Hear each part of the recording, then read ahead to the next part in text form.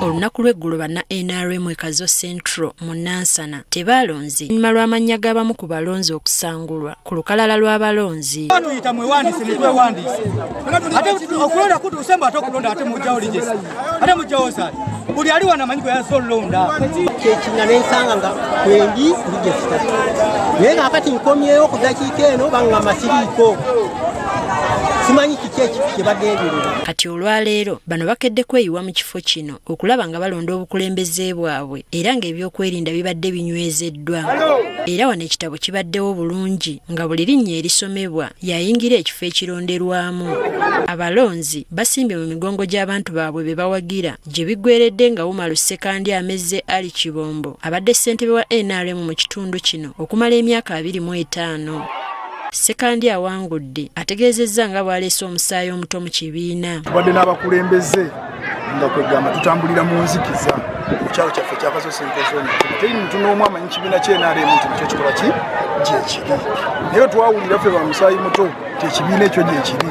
Bwe tusalawo tugende naffe tuyogerege President Museveni. Amyuka RDC Nansana Charles Lwanga asiimye abalonzi okukuuma emirembe ku kyalo kino olwaleero. Kubadde kwa mirembe awangudde ne bwe bawangudde beegudde mu kifuba kiraze nti abantu bano kituufu bonna ba famire emu ate bonna baana bambaye makalamu. N'entuŋŋamu ebyalo ebisoba mu 2 olwaleero byonna lwe bironze oluvannyuma lw'okulemererwa okulonda olunaku lw'eggulo olw'emivuyo egy'enjawulo. Kyokka ku byalo ebimu n'olwaleero okulwanagana tekubuzzeeyo. Ku kyalo Nyakabungo mu ggombolola y'e Nyakyera obuzibu buvudde ku Yellow Book okubeeramu abantu abatali batuuze ba kitundu. Okulonda kumaze ne kugenda mu maaso era banna NRM ne basanyuka olw'okulonda abakulembeze baabwe ku kyalo.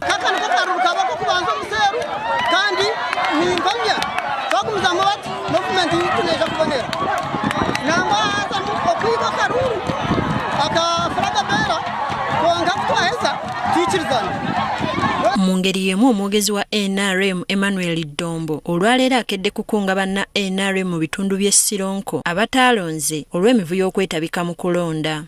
Ebukumba Seero mu mutuufu Town Council eyabadde okulwanagana minisita wa Kalamojja Florence Nambozo gye yabadde yeesimbye ku ky'abakyala obuzibu bwavudde ku muntu amuvuganya okuba owa FDC.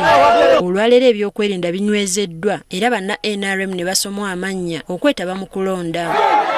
Okulonda kuwedde nga minisita Florence Namboza akuwangudde ku bululu 25 ate Aisha Nalubega bwe babadde ku mbiranye n'afuna obululu 12. Amazima geerudde bye babadde baagala okukola nga batambuza bakozesa ba registrars okukola ebintu ebitali bituufu baswadde nabyo.